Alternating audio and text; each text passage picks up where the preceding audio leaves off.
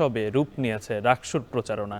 এ নিয়ে আরও জানাতে চট্টগ্রাম থেকে শোয়েব রহমান এবং রাজশাহী থেকে যুক্ত হচ্ছেন রাকিবুল হাসান। শুরুতেই শোয়েব, আপনার কাছ থেকে জানতে চাই, একেবারে শেষ সময়, আর বেশিক্ষণ সময় নেই তারা প্রচারণা করতে পারবে, শেষ সময় কি ধরনের প্রচারণা তারা করছেন এবং ক্যাম্পাসে আইন শৃঙ্খলা পরিস্থিতি কেমন দেখছেন?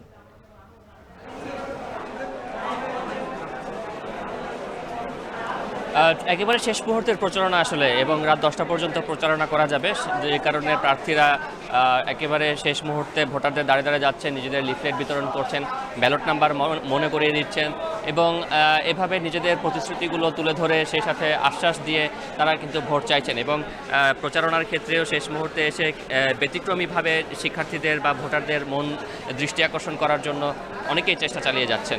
এবং যেহেতু একেবারেই প্রচারণার শেষ সময়, যে কারণে প্রশাসনও কিন্তু বিভিন্ন পরিকল্পনা এরই মধ্যে জানাতে শুরু করেছে। যেহেতু নির্বাচনের আর মাত্র একদিন সময় আছে, এরই মধ্যে বিশ্ববিদ্যালয় প্রশাসন থেকে জানানো হয়েছে যে প্রার্থীদের যে মূল সংখ্যা ছিল, যে ভোটাররা ভোট কেন্দ্রে আসতে পারবেন কিনা, বিশেষ করে শহরের যারা ভোটাররা রয়েছেন তারা আসতে পারবেন কিনা, যেহেতু অনেক দূরের ক্যাম্পাস, সেই সংখ্যা থেকে বিশ্ববিদ্যালয় প্রশাসন এরই মধ্যে কিন্তু প্রায় 30টি বাসের ব্যবস্থা করেছে অতিরিক্ত, এবং সেই সাথে শাটল ট্রেনও কিন্তু অতিরিক্ত শিডিউলে চলাচল করবে, এমন একটি ঘোষণা কিন্তু প্রশাসনের পক্ষ থেকে জানানো হয়েছে, যেটি নিয়ে প্রার্থীদের মধ্যে কিছুটা স্বস্তি বিরাজ করছে। কারণ তারা ধারণা করছিলেন যে দীর্ঘ দূরের পথ হওয়ার কারণে অনেক ভোটারই হয়তো শহর থেকে ক্যাম্পাসে আসবেন না, তবে বাসের ব্যবস্থা করার কারণে তারা কিন্তু কিছুটা স্বস্তি প্রকাশ করছেন।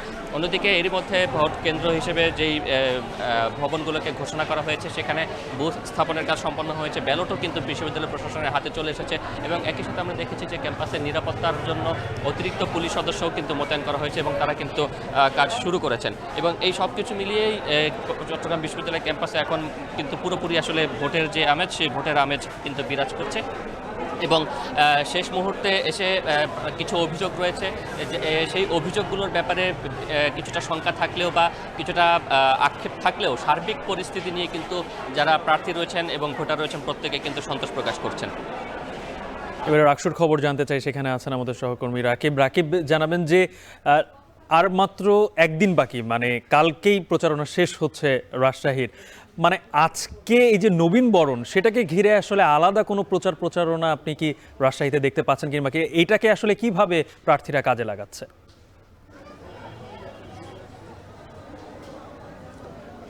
গালিব, আসলে রাজশাহী বিশ্ববিদ্যালয়ের প্রায় 32,000 শিক্ষার্থী, যেখানে কিনা আসলে আবাসন ব্যবস্থা মাত্র 30% শিক্ষার্থীর জন্য, অর্থাৎ 70% শিক্ষার্থী থাকেন বাইরে। এবং একই সাথে আসলে এই যে প্রথম বর্ষের ভোটার, তাদেরকে ভোটার করা নিয়ে আসলে নানা ধরনের আন্দোলন, এটাকে নিয়েই কিন্তু নির্বাচনে নানান কিছু প্রচারের ক্ষেত্রে আসলে নানান কিছু ঘটে গেছে।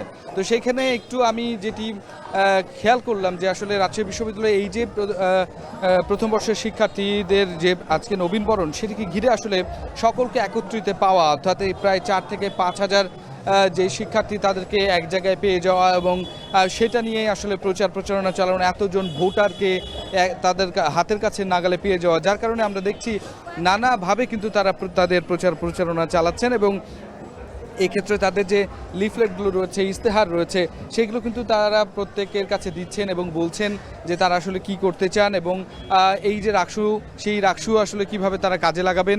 বিশ্ববিদ্যালয়ে যে প্রশাসনের যেই সমস্ত সিদ্ধান্তগুলো শিক্ষার্থীদের জন্য নিয়ে থাকে, সেই ক্ষেত্রে সেই শিক্ষার্থীরা কিভাবে আসলে চাপ প্রয়োগকারী একটি অংশ আসলে রাকসুকে বানাতে চায়, সেই বিষয়টিও তারা এখানে গুরুত্বের সাথে তুলে ধরছেন। অর্থাৎ ভোটারদেরকে নিজেদেরকে যতটা টেনে নিতে পারেন, সেই চেষ্টাটি আসলে প্রত্যেকটা প্রার্থী করছে। এবং একই সাথে প্যানেলগুলোকে দেখছি সম্মিলিতভাবে তারা কিন্তু এখানে প্রচারণা চালাচ্ছেন, লিফলেট নিয়ে, কেউ প্ল্যাকার্ড নিয়েছেন, প্ল্যাকার্ডে তার নাম লিখেছেন এবং তার যে এই যে ব্যালট নম্বরটি, সেটি আসলে এখানে জানানোর চেষ্টা করছেন। অর্থাৎ প্রার্থীদের প্রচারণা কিন্তু এগুলো নিয়ে আসলে জমে উঠেছে। এবং প্রথম বর্ষের শিক্ষার্থীরা কিন্তু তারা বলছেন যে আসলে প্রথম বর্ষে রাজশাহী বিশ্ববিদ্যালয়ে যারা ভর্তি হন, তারা কিন্তু আসলে আবাসন ব্যবস্থা পান না, তাদেরকে বাইরে থাকতে হয়, অনেকের আর্থিক অবস্থা খারাপ থাকে। সুতরাং এই সমস্ত কিছুকে আসলে গুরুত্ব দিয়ে যারা আসলে আগামী দিনের কাজ করবেন বা যারা এই প্রতিশ্রুতি দিচ্ছেন, তাদেরকে কিন্তু সাধুবাদ জানাচ্ছেন প্রথম বর্ষের শিক্ষার্থীরা এবং ভোটাররা। তো সেক্ষেত্রে আমরা দেখছি যে রাকসু নির্বাচনে যে প্রচারণা প্রচারণা সেটি একেবারে জমজমাট একটি অবস্থায় একটি পূর্ণ জোয়ার চলছে বলা যায়। এবং অন্যদিকে রাকসু যে নির্বাচন কমিশন তারা তাদের যে যাবতীয় অন্যান্য কার্যক্রমগুলো সেগুলো প্রায় শেষ করে আনছেন। এখন আমরা দেখছি বুথ নির্মাণ হচ্ছে, অর্থাৎ আজ এবং কাল সেটি শেষ হবে। তো গালিব, বলা যায় যে রাজশাহী বিশ্ববিদ্যালয় কিন্তু ছাত্র সংসদ নির্বাচন এখন প্রচারণা একেবারে তুঙ্গে। তো এই ছিল রাজশাহী বিশ্ববিদ্যালয় থেকে আমার কাছে সর্বশেষ। রাকসুর সবশেষ প্রচারণার খবর জানাচ্ছিলেন সহকর্মী রাকিবুল হাসান।